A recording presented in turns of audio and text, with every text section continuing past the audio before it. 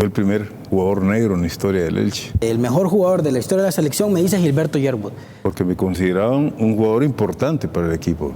Pero la decepción que me llevé fue grande. Déjame meter el libro. No sé, sentí internamente. Giselo me dice, métela negro, me dice. Así, ¡pum! La metí por todo el ángulo. La genética del jugador guatemalteco no le ayuda mucho. Al Real Madrid fue un penalti. En Barcelona sí fue una 35 metros, la metió en un ángulo. Hola, ¿qué tal a todos? Sean bienvenidos a Tercer Tiempo, porque 90 minutos no son suficientes, una nueva emisión más a través de las pantallas de LTV, el canal de la Tribuna. Hoy tenemos un invitado muy especial. Para mí es un honor presentar a un futbolista legendario, icónico, lo que lo catalogan, mejor dicho, como el mejor futbolista en la historia de la selección de Honduras. Vea qué presentación para el invitado que tenemos este día en Tercer Tiempo. Le doy la bienvenida a Gilberto Yerwood. ¿Cómo está, profesor? Bienvenido. Muy buenas. Y la verdad, pues, me agradecido y estar aquí con usted y estamos prestos para que usted decida, ¿no? Muchísimas gracias, profesor. Gracias. Y por supuesto estamos listos para hablar sobre fútbol, ¿no? Y conocer un poco también de su trayectoria, tanto como jugador, como entrenador, y posteriormente también, bueno, su etapa actualmente ya que está como comentarista también, analista deportivo a través de LTV, el canal de la Tribuna, y todos los días tenemos la oportunidad de verlo aquí con Quique Lanza en los dueños de la cancha. Sí, gracias a Dios, pues, no nos hemos alejado de las canchas, ¿verdad? Del balón, del mundo que tanto nos apasiona, y ahí estamos, pues, transmitiendo lo que hemos adquirido después de tantos años. Profesor, ¿qué siente usted cuando le dicen en la calle o la gente lo comenta? Porque, bueno, a mí todo el mundo que me habla del mejor jugador de la historia de la selección me dice Gilberto Yerwood. Sea futbolista, sea entrenador, sea mis familiares, mi papá, me dicen Gilberto Yerwood es el mejor jugador en la historia de este país. ¿Qué siente usted cuando le dicen de esa manera? Bueno, sinceramente, pues, un halago que a uno le da. Pero siempre yo he sido respetuoso de los... Ha habido grandes jugadores que han pasado por la selección y dentro de todos, pues, la gente pues, me ha nominado, una situación que considero que varios jugadores también merecen el reconocimiento que por la entrega, por el fútbol, el despliegue que han tenido a lo largo y ancho de toda una trayectoria. Profesor, vamos a pues, dar inicio de cómo fue su historia, ¿no? ¿Qué fue lo que lo motivó, sus inicios, a convertirse en futbolista? Bueno, la verdad es una cosa tan difícil y tan fácil, ¿verdad? Como dice, las inquietudes de todo niño, pues, realmente en la escuela, posteriormente en el colegio, siempre el fútbol me atrajo y practiqué. Comencé a jugar en federado ya muy joven, no había cumplido ni los 15 años y jugaba en intermedia con el Sport Boy en San Pedro Sula. Posteriormente sigo ahí, se interesa la España por mí, llegué a la España con 15 años y ahí comienzo una carrera. Yo, sinceramente, hasta yo mismo me sorprendí. Estaba el profesor José de la Paz Herrera, que me vio jugando en un colegial, Instituto La Salle, y entonces pronto llegaron a mi casa el profesor José de la Paz Herrera y don Miguel Canaguati, que en paz descansen ambos, y dieron a mi madre, porque mi madre estaba, pues, yo lo que tenía en La Salle era una beca, y estaba estudiando, ¿no? Él va a seguir estudiando, le dice, y todo. Entonces convencieron a mi mamá y yo también las ganas que tenía de jugar. Entonces fui en España y comencé a entrenar, todo. Y pues Orocles me vio, pues, apto a los 16 años, yo me alegré inicialmente porque era la primera vez que iba uniformado. ¿Ves? Iba a la Ceiba a jugar contra el Vida y resultó que debuté ese día. Entonces cuando él da la alineación y da mi nombre, yo me quedo sorprendido, ¿no? Bueno, digo yo. Entonces me dice Jaime Villegas, jugá como jugás siempre en los entrenamientos, me dice. No tienes que inventar nada. Efectivamente. Yo me dediqué,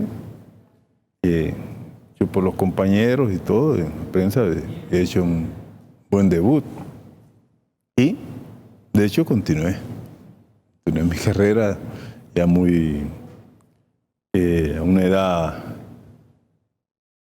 prematura, pero gracias a Dios, pues, ahí inicié. Interesante. Luego llega ese Mundial de Túnez, ¿no? Que para la generación de España 82 fue muy importante porque lo comentábamos, fue esa primera clasificación para Honduras a un Mundial y que ese grupo que pudieron armar inicialmente, ¿usted ya estaba en el extranjero en ese momento? ¿Fue antes? No, fue antes. En el 76 fue el premundial de Puerto Rico, Centroamericano del Caribe, donde fuimos subcampeones. Perdimos en penaltis contra México la final y asistimos los dos por CONCACAF al Mundial de Túnez y después de Túnez, cuando llegó Honduras, que ya se comentaba, ¿no? Que el Elche, que el Valencia, decían, sabía, se interesaban por mí, ¿no? No le di la importancia. Entonces, cuando llegué aquí al país, estaba todo el mundo lo daba por hecho, que iba al Elche. Entonces, dicho y hecho, fui al Elche, iba con un mes a prueba y a los 15 días decidieron comprar mi pase. 19 años tenía en ese momento, 19 profesor. años. 19 años. Vea que es bien difícil que los jóvenes hoy en día puedan consolidarse, ¿no? En Europa, y usted lo hizo. ¿Cómo fue esa transición siendo tan joven? Pues apenas había dado sus primeros pasos en primera división. ¿Cómo debe manejar la madurez el futbolista de dar ese salto tan importante? Tuve una ventaja, ¿no? Una ventaja que yo pese a mi edad, tenía una madurez precoz. Y había sido tricampeón en el fútbol hondureño. 74, 75, 76 con España. Y había ido a Puerto Rico y Túnez, tanto Popo Godoy como me nominó entonces capitán de la selección. Entonces eso pues en cierta manera ayuda, y en cambio llego a España, a Elche, y dije, Coneja Cardona, me dice, bien, olvídate de Honduras, me dice. Esto es otro mundo, me dice. Aquí vienes a trabajar, a entrenar, a dedicarte al fútbol como es un profesional, me dice. Y, ¿no? Bueno, eso vengo, tengo ganas de triunfar, me dice, pero que la aproveches la oportunidad y tal. En los 15 días, como he dicho anteriormente, adquiere mi pase. Era difícil porque en ese entonces eran 2 plazas de extranjeros por equipo y una la ocupaba Marcelo Troviani, argentino, exjugador de Boca, y la segunda plaza me la dieron a mí.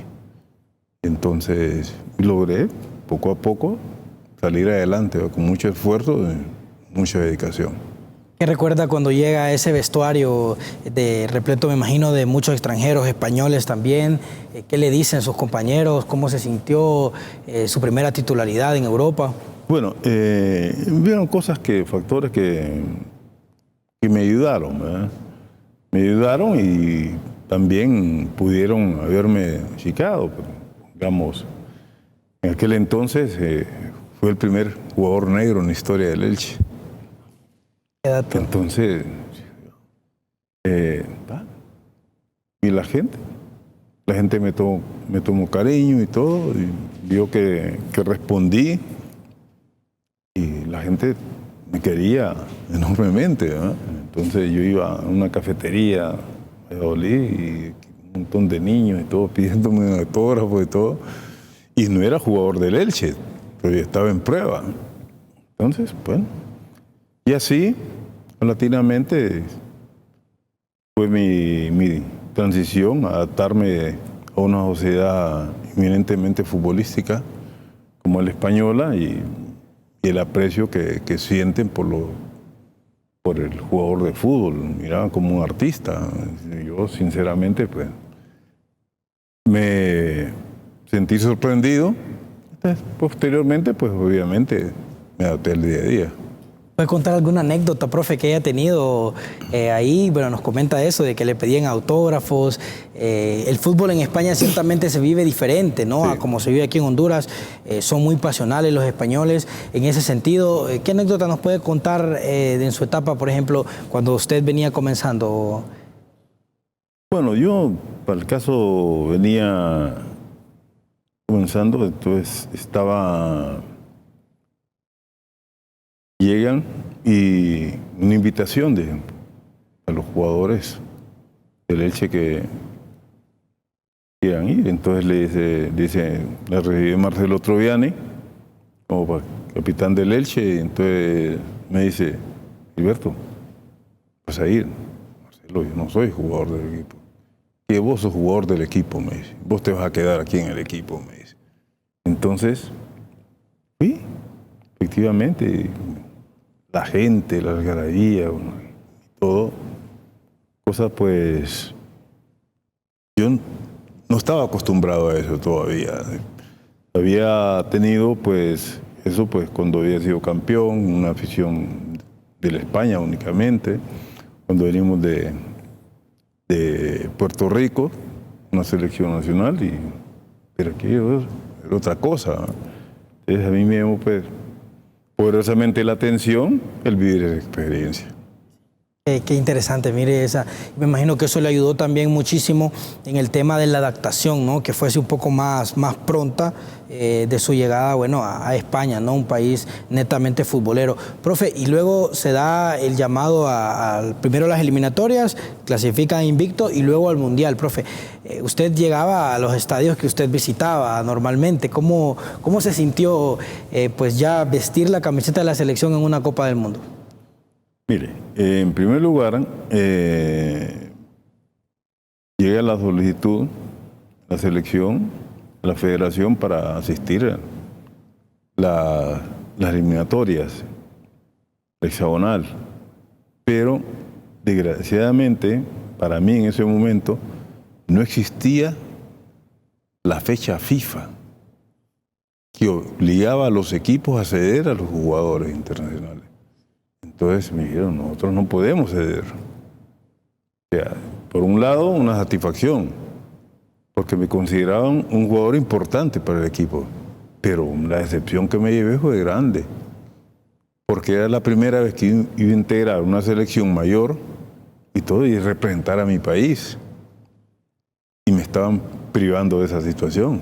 De hecho, me privaron, ¿no? Y entonces no pude venir al hexagonal. Hasta después me cedieron para jugar la Copa del Mundo.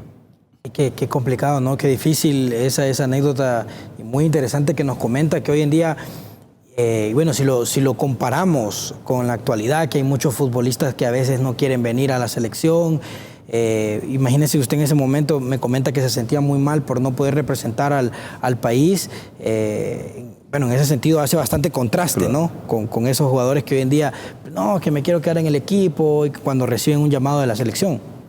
Sí, la verdad yo no juzgo porque los que piensan de esa manera, ¿eh? Pero para mí lo ha sido siempre. Cuando fui futbolista y todo, defender los colores de mi país es lo más sagrado y lo más grande que me ha sucedido durante fui jugador de fútbol. Profe, y llegan al Mundial de España. Usted pues, tiene la oportunidad ya de conocer a todo el grupo, al profesor Uclés, que ya también ya lo conocía anteriormente, y han armado una comunión bien bonita en el vestuario, y eso se ve reflejado en el campo, y tienen una gran actuación, empezando con el primer partido, que comienzan ganando. No se imaginaban nunca comenzarle ganando al anfitrión. Sí, empatando. Hay una situación que es algo imborrable para todos y cada uno de nosotros, los que nos mantenemos, el divino creador nos mantiene con vida, porque hay compañeros que ya no están en este mundo. Para el caso viví nosotros tenemos un grupo que hasta actualmente sigue vigente. Hermanos, llamamos hermanos, nos comunicamos permanentemente, indistintamente la situación, el momento en el cual nos encontremos. Y esa experiencia ha sido imborrable, y están en todos y cada uno de nuestras memorias. Definitivamente, profesor. Profe, cuando ya llega el primer gol de Pecho de Águila a España, le marcan ese primer gol en el primer tiempo, ¿qué pasa por su cabeza en ese momento? ¿Qué les dice a sus compañeros? ¿Qué les dice el profesor? No, sinceramente nosotros teníamos una gran virtud. Era un grupo que tenía una madurez precoz. En el gol, vino Jaime y dice, no aflojemos, ahora tenemos que estar más compenetrados, más con Primi, que era el capitán, y Gilberto, tranquilo, ¿no? Jugar tranquilos, me dice, como si estuviéramos 0-0. ¿No? Que la madurez en un grupo que tenía el porqué, una madurez que le facilitó, fue 2 giras anteriormente por España. Entonces, jugó en España, sentía como si estuviera en Honduras. Y efectivamente eso se reflejó a lo largo y ancho de la competencia. Jugaron contra Real Madrid, me parece, Atlético de Madrid, Benfica también, algo así me comentaban anteriormente. Sí, jugaron trofeos de Ciudad de Tenerife, Villa de Madrid, uno en Málaga o ¿cuál fue el otro? Se me olvida exactamente, sí. Pero sí jugaron varios torneos. Y jugaron en Ciudad de Valencia también. Correcto, ayudó muchísimo en la preparación sobre todo. Bueno, usted, como dice, ya usted se sentía aclimatado, ya jugaba fin de semana. Llevaba 5 años en España. Sí. Ya para ustedes ese estadio era como el patio de su casa, casi. Exactamente. jugar cada fin de semana. Sí, profe. Para el caso te voy a contar una anécdota. Tenía mucha amistad, Juanito, que en paz descanse, un jugador extraordinario, Real Madrid, me decía, posteriormente a la Copa del Mundo, la Asociación de Futbolistas Españoles, entonces me dice, Gilberto, ¿qué equipo tenían ustedes? Me dice. Y entonces, digo, cronológicamente, cómo fue la selección.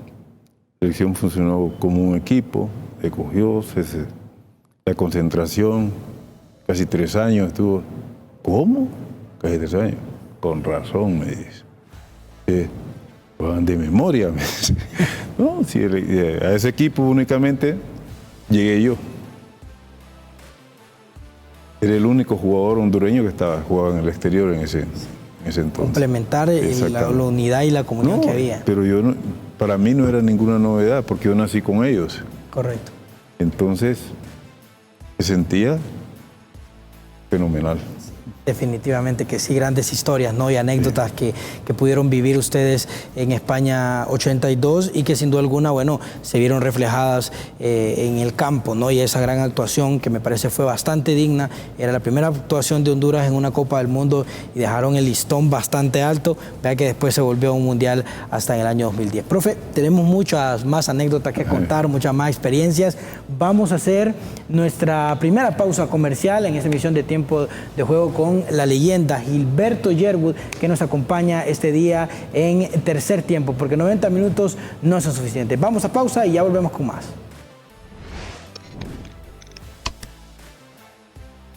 No esperes el resumen de lunes. En Tercer Tiempo HN lo sabes todo en tiempo real. Síguenos y entérate de lo más importante del mundo del fútbol aquí.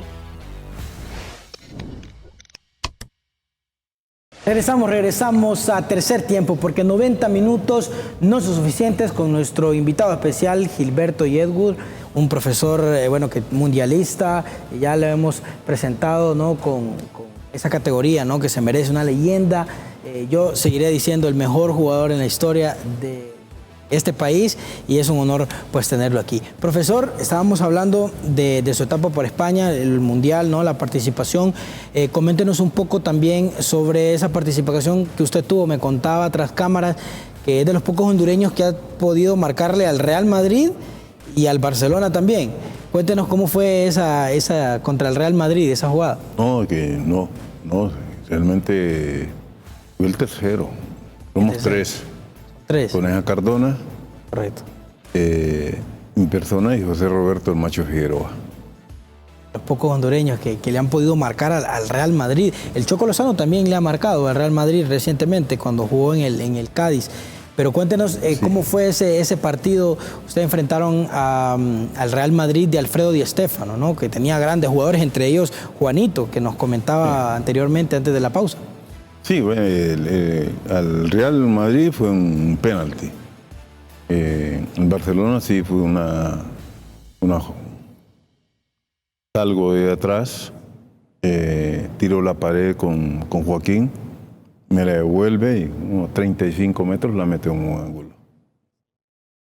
Era una de sus características, profe, como futbolista, un disparo potente, siempre.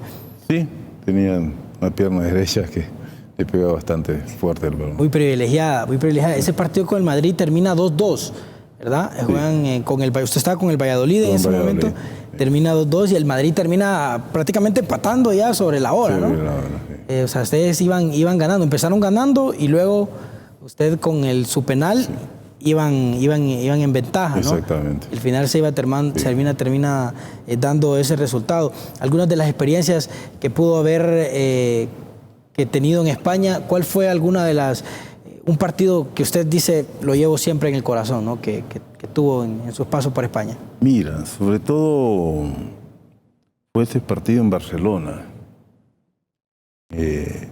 Estábamos perdiendo 1-0 y entonces agarro el balón, ¿verdad? Le digo a Moré, déjame ver tiro libre. Pero Moré también le pega fuerte. Pero no sé, sentí internamente, ese balón me dice, metela, negro, me dice. Así, cariñosamente, siempre me decían así. ¡Pum! La metí por todo el ángulo. Y entonces Fenoy me dice, negro, ¿cómo le pegas a la pelota? Me alegra que no solo a mí me pegas la pelota en el pecho. Me dice. Y no, qué buena anécdota. Sí. ¿Podría enumerarnos, profe, algunos de los jugadores con los que tuvo la oportunidad de compartir, tanto rivales como también compañeros? Bueno, sí, tuve, por acaso, rivales como, Juanito, el Marcos, extremo del Barcelona, Ruski, compañero mío y Joaquín, Fenoy, Marcelo Troviani, jugadores que con los cuales tuve una afinidad muy buena. Profe, durante ese paso que usted estuvo en España, ¿quién era el jugador referente en ese momento en la liga, toda la liga? En la Liga Española, Sí, correcto. Mario Alberto Kempes, Valencia, el goleador. campeón del mundo. Campeón del mundo. Venía a ser campeón del 78. mundo. Y después de los españoles, estaba Arconada, Juanito, López Ufarte, estaba Bert Schuster, Ian Bert Schuster. Hugo todavía no había llegado, profe. Hugo llegó después. Sí. En 82 Hugo estaba. Ya estaba. Lo que pasa es que México no clasificó. Sí, correcto. Sí. Ustedes los eliminaron. Sí. Estaba Hugo en su segundo año. Correcto. Segundo año. Habían Estaba en el Atlético de Madrid. Héctor Horacio Escota, Bertoni, estaba Luis Pereira, Leivinia, Caselli, una constelación de jugadores. Rainer Bonhoff, el alemán, Uli Stilicke. Grandes jugadores. ¿Y en ese momento algún jugador que usted admiraba cuando usted estaba jugando por allá, que usted decía, este jugador me gusta su estilo de juego? Y sobre todo Luis Pereira, porque yo le daba mucho seguimiento, porque jugábamos la misma posición. Y entonces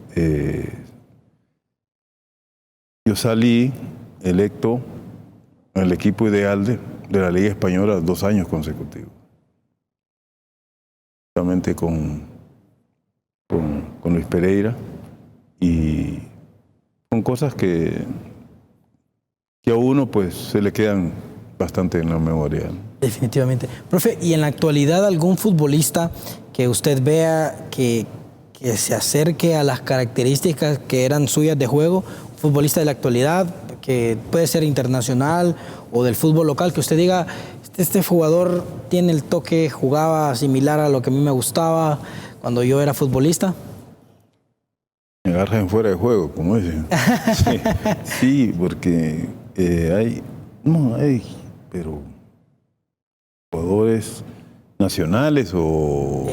Puede ser internacional también. Bueno, yo el jugador que vi que tenía unas condiciones tan similares fue Richardson Smith.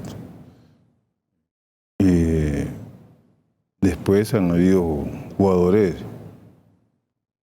que a uno siempre le han gustado, y, o sea, el tipo de fútbol que juega Juan Carlos Espinosa. Carlos estaba también, pues vino, bueno, características distintas, pero un jugador totalmente desarrollando. Jugadores que realmente pues tenían inteligencia, siempre vieron el fútbol allá. Pues, jugadores como Dolmo Flores, el espíritu ganador que siempre tuvo Eduardo Bennett. Condiciones, probablemente fueron jugadores.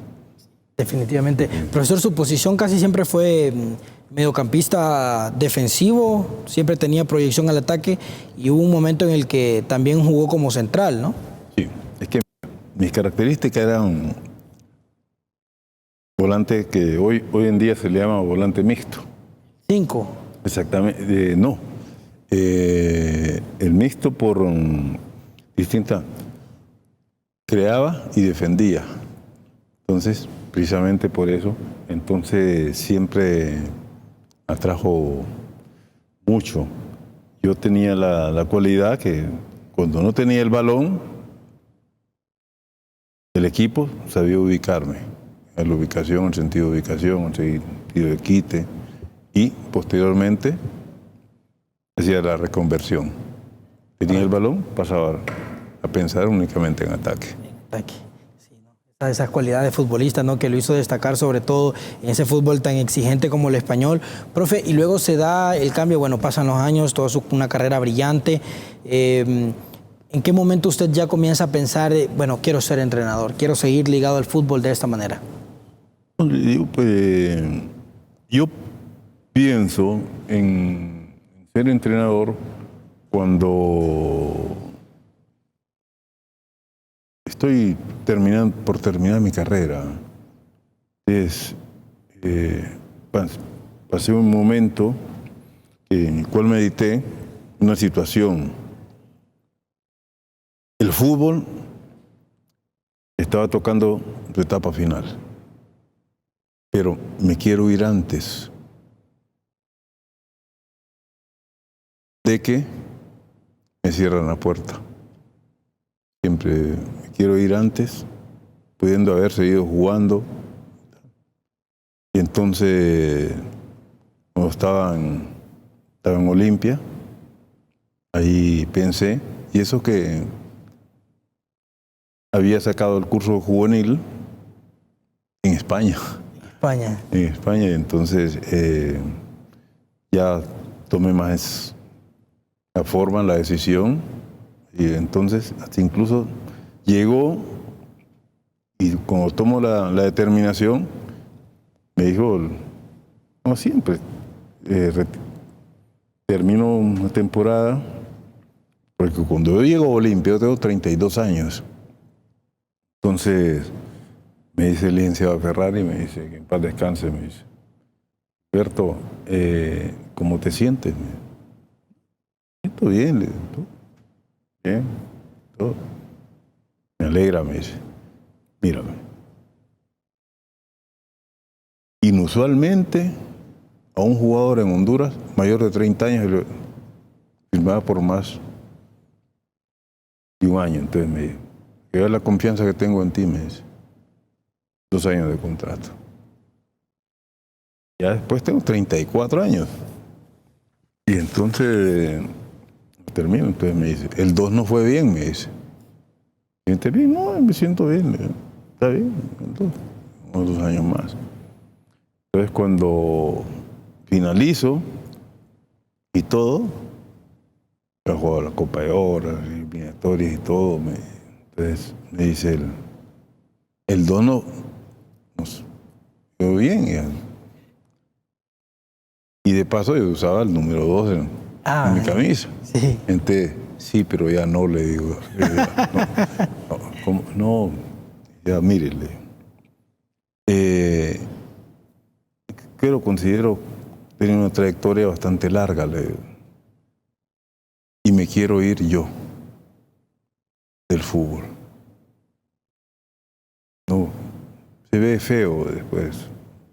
Digo, entonces me dice, tú lo decides, me dice. Entonces fue cuando vino Fabián Coito a Olimpia. Sí, yo me... Qué bonita anécdota, ¿no? Y me recuerda mucho, por ejemplo, jugadores actuales que, como Toni Kroos, por ejemplo, que estaba todavía en plenitud futbolística en el Real Madrid recientemente, y él dijo casualmente esa frase que me acaba de decir. Dijo, quiero dejar yo al fútbol, no que el fútbol me deje a mí. Y irme en el momento en el que yo me considero bien, sí, para dar otro paso. Mira, si cuento esto, bueno, aparte tengo mucha amistad con Jorge, el Mágico González. Entonces me dice el Mágico, ¿viniste a El Salvador? Me dice. Entonces me dice, no, Jorge, mira, yo no decía mi retiro, no, pero te puedes venir a El Salvador, me dice, no jugás en Honduras, me dice. No, le digo, no se ve bien, le digo. Eso, tenía la oportunidad, el FAS me estaban esperando y todo, entonces no, le digo. Le dije, no. Más gracias y todo, le digo. ¿Cómo voy a jugar yo con la gente? Y con la gente de mi país. No, le digo. Me retiré y punto. Y fue el punto final. Profe, y luego, ¿cuál es el equipo que primero confía en usted para ya como entrenador, ¿no? Cuando ya da ese salto como un estratega, ¿Quién es el de los primeros equipos que usted puede dirigir? Bueno, inicialmente fui asistente de selecciones, Carlos Cruz Carranza, y realmente en la selección absoluta también, Rosa Guedes. Después, el primer equipo que me llamó fue el del Maya. Perdón, yo comencé mi carrera en El Salvador, en el Baigón Adet. Estuve bien, después vine acá, vine a Real Maya, después de Real Maya, Olimpia. Después de Olimpia, España, no sé. Cuando llegó, después vino Motagua.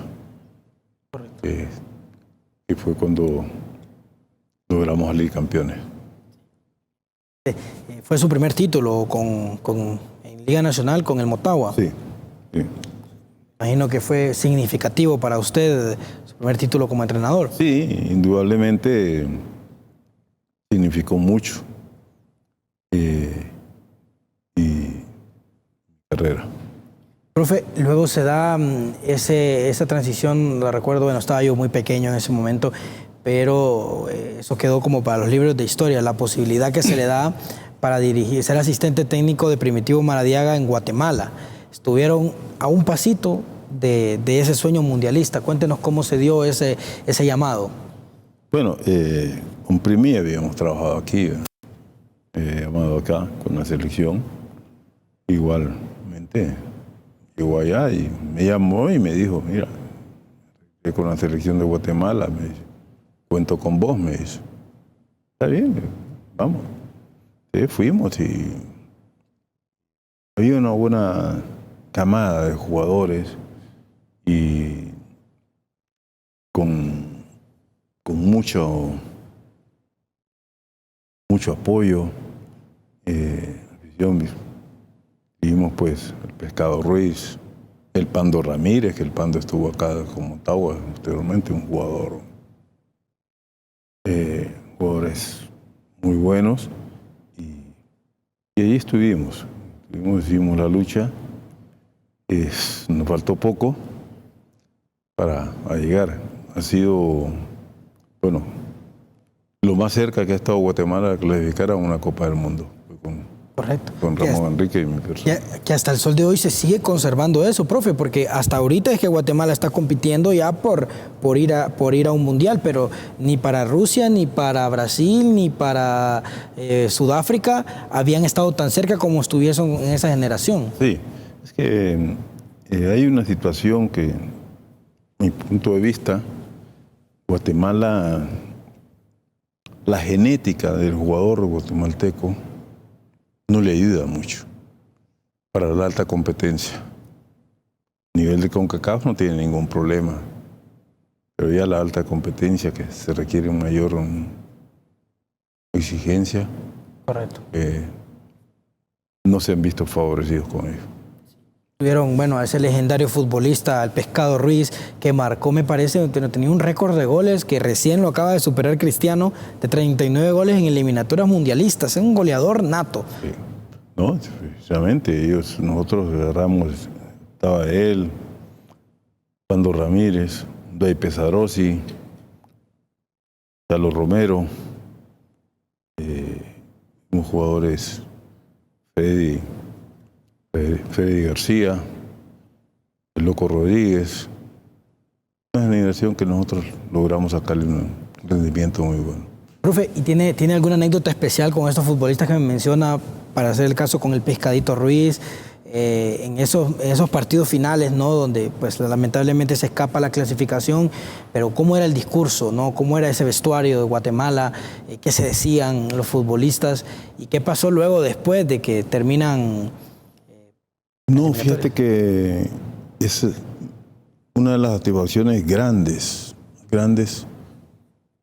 que he tenido. Esta etapa pasó.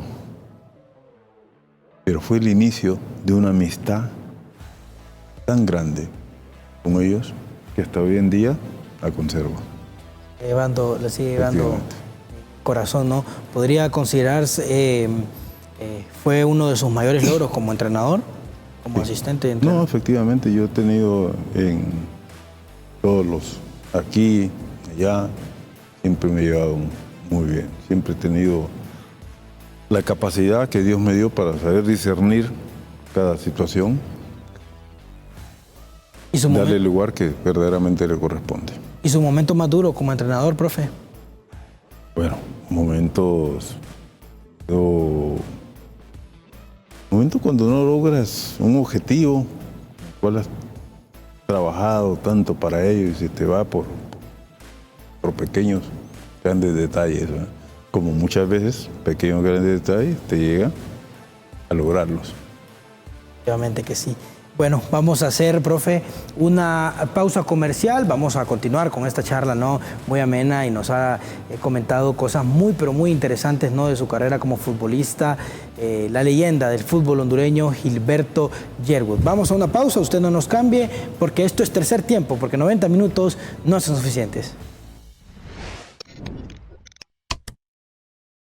Cuando suena el pitazo final, lo importante recién comienza.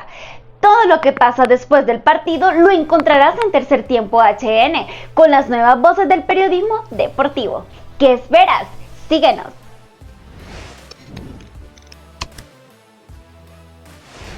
Regresamos a Tercer Tiempo, porque 90 minutos no son suficientes en esta plática que tenemos con la leyenda del fútbol hondureño, Gilberto Yerwood, y nos habla sobre sus experiencias y algunas de las historias, anécdotas que ha vivido durante toda su trayectoria como jugador, entrenador y ahora también como analista de fútbol. Profe, comentaban sus excompañeros de España 82 que su principal fortaleza era el grupo, casualmente. Me decía Héctor Pecheira Zelaya, nosotros éramos una comunión de futbolistas, así me decía en broma, no teníamos grandes estrellas, nuestra estrella era el grupo completo, me decía él. Sí, efectivamente, esa es la forma de salir adelante. Y sabes que, pongamos, nosotros tuvimos una ventaja, que la base nació en Puerto Rico, fue a Túnez. Dice, en el logro del 82. Correcto. Es la importancia, profe, de los procesos que tal vez no se siguen muchísimo en selecciones, ¿verdad? Son esos procesos que muchos países en Europa, por ejemplo, lo siguen. Bueno, ustedes lo siguieron del 77, de ahí al 82, pero tal vez no se respetan, ¿no? O muchos futbolistas no dan el salto, ¿no? De esas selecciones juveniles a la selección mayor, no se les da esa continuidad. Sí, efectivamente, sobre todo en aquel entonces se facilitaba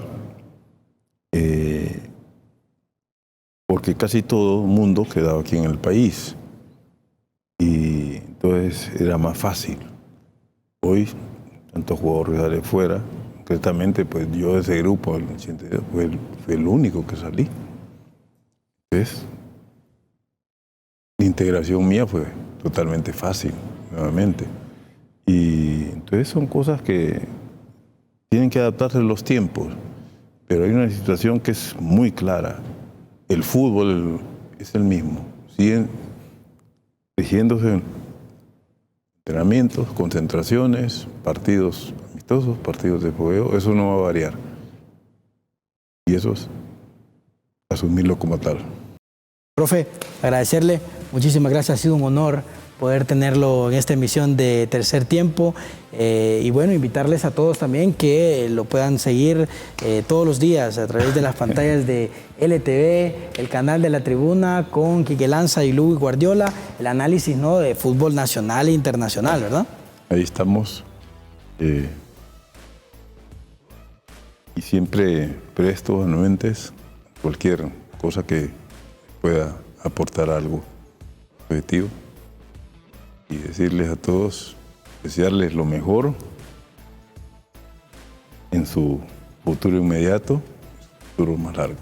Muchísimas gracias, profesor. Definitivamente. Nosotros nos vamos, invitarles también a que no se pierdan los mejores momentos de esta entrevista a través de nuestras diferentes redes sociales, ¿no? En Facebook, también estamos en Instagram, en X y también en nuestra cuenta de TikTok, también en LTV Honduras, Tercer Tiempo HN, y la entrevista completa en nuestro canal de YouTube, esta gran charla que hemos sostenido con la leyenda del fútbol hondureño, Gilberto Yedwood. Nos vamos y será hasta la próxima. ¡Hey, no te vayas todavía! Suscríbete a nuestro canal y síguenos en nuestras redes sociales. Eso nos ayudaría muchísimo para seguirte entregando contenido como este. ¿Qué estás esperando?